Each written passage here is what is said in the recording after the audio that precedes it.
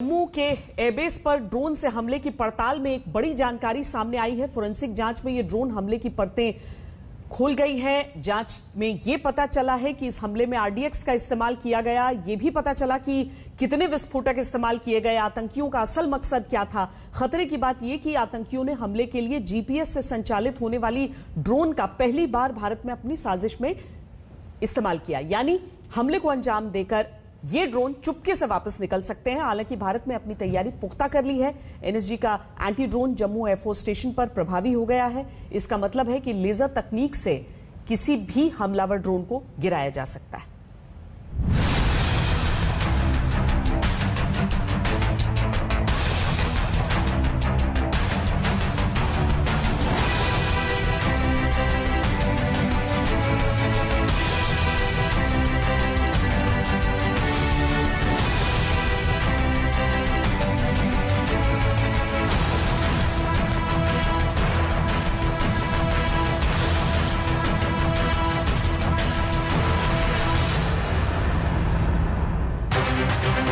जम्मू में पाकिस्तानी ड्रोन के धमाके की तीव्रता भले ही कम थी, लेकिन इन विस्फोटों की गूंज और साजिश बहुत बड़ी थी। अपने किस्म की पहली ऐसी घटना की जांच एनआईए से लेकर आईबी और एनएसजी से लेकर एयरफोर्स तक ने की, और अब फोरेंसिक रिपोर्ट में पाकिस्तान का पूरा गेम प्लान डिकोड हो गया है। पता चल गया है कि इस धमाके में क्या इस्तेमाल हुआ, कितना इस्तेमाल हुआ और टारगेट क्या था। ड्रोन हमले की फोरेंसिक रिपोर्ट से साफ है कि हमला करने के लिए आईईडी में आरडीएक्स और नाइट्रेट का इस्तेमाल हुआ। हर आईईडी करीब 1.5 किलो का था। हमले में इस्तेमाल ड्रोन जीपीएस गाइडेड था। सेना को शक है कि ड्रोन चाइनीज है। धमाकों में आरडीएक्स के इस्तेमाल से एक बात बिल्कुल साफ हो गई कि हमले के पीछे पाकिस्तानी सेना का ही हाथ है, क्योंकि आरडीएक्स इस पूरे क्षेत्र में पाकिस्तानी सेना ही इस्तेमाल करती है और आतंकियों को सप्लाई करती है। आज तक को मिली जानकारी के हिसाब से सुरक्षा एजेंसियों का मानना है कि इस हमले के पीछे नॉन स्टेट एक्टर्स के साथ साथ स्टेट एक्टर्स का हाथ है।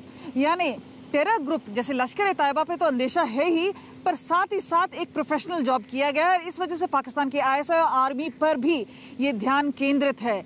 ये जांच एजेंसी एनआईए पर है कि किस तरह से इसे प्रोब करती है। जांच में यह भी पता चला है कि जम्मू एयरफोर्स स्टेशन एरिया को दो ड्रोन से टारगेट किया गया।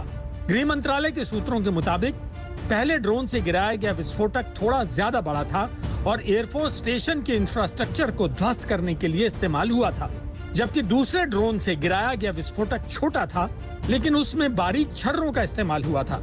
यानी आतंकी इससे से ज्यादा लोगों को टारगेट करना चाहते थे, और जब इसे आरडीएक्स के साथ इस्तेमाल किया गया तो धमाका कई गुना तीव्र और घातक हो गया। फोरेंसिक रिपोर्ट जो है वो साफ तौर पर दर्शाती है कि आईईडी जो गिराई गई जम्मू के ऊपर, उसमें जो एक्सप्लोजिव मटेरियल था वो आरडीएक्स है। आरडीएक्स हिंदुस्तान में अवेलेबल नहीं है। ये साफ तौर पर दर्शाता है कि ये पाकिस्तान से ही आया है। हमारी खुशकिस्मती थी कि बहुत बड़ा नुकसान नहीं हुआ। अब बड़ा नुकसान हुआ होता तो इसकी रेमिफिकेशंस और कॉन्सिक्वेंसेस पाकिस्तान के लिए अच्छे नहीं होते। हमले में ड्रोन का इस्तेमाल खतरे को कई गुना बढ़ा देता है, क्योंकि पाकिस्तान से लगी हुई हमारी सीमा 3000 किलोमीटर से ज्यादा लंबी है। इसका सीधा मतलब ये हुआ कि कब कहां ड्रोन के जरिए हमला होगा ये कहना मुश्किल है, खासकर चाइनीज मेड ड्रोन से जो जीपीएस गाइडेड हैं, यानी चुपके से हमला करके वापस लौटने की क्षमता से लैस।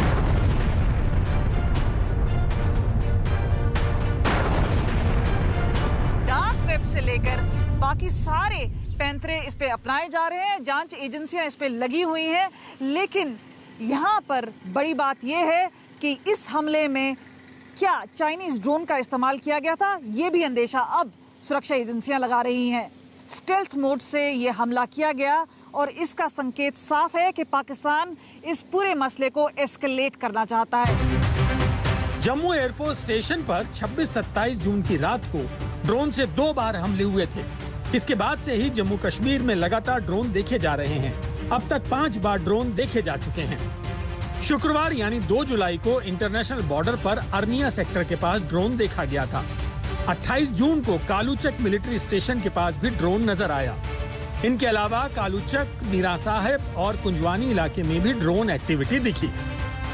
हालांकि सुरक्षा बल इसकी आधिकारिक पुष्टि नहीं कर रहे हैं, लेकिन ये बिल्कुल साफ हो गया है कि आतंकी अपनी रणनीति बदल रहे हैं और ये बिना पाकिस्तानी सेना की मदद के हो नहीं सकता। जीपीएस गाइडेड ड्रोन उड़ाने के लिए ट्रेनिंग की जरूरत है और ये ट्रेनिंग आतंकियों को पाकिस्तान में ही मिल सकती है। जम्मू ड्रोन अटैक एक डेलिब्रेट, प्लान्ड, स्पेसिफिक टारगेट और टाइम्ड ऑपरेशन था और अभी तक की इनपुट के मुताबिक ऐसा लगता है कि इसके पीछे Lashkar-e-Taiba as a terrorist group, ISI और पाकिस्तान आर्मी का हाथ है। पाकिस्तान की जो इम्प्रिंट्स हैं वो इसमें साफ दिखाई देती है। जम्मू एयरफोर्स स्टेशन अंतर्राष्ट्रीय सीमा से सिर्फ 14 किलोमीटर के एरियल डिस्टेंस पर है। इस लिहाज से भी इस हमले को सिर्फ 2 छोटे धमाके के तौर पर नहीं देखा जाना चाहिए। इस हमले को भारतीय सेना को दी गई चुनौती ही समझिए, जिसमें पाकिस्तानी सेना का ये संदेश है कि तमाम सुरक्षा कवच को भेदते हुए वो सामरिक महत्व के सबसे सुरक्षित ठिकानों पर भी हमले कर सकते हैं। लेकिन ये बात जगजाहिर है कि पाकिस्तान के ऐसे षड्यंत्र भारत की मुस्तैदी के सामने धूल में मिल जाते हैं। एक बार फिर भारत इसका करारा जवाब देगा। कमलजीत संधू के साथ आज तक ब्यूरो।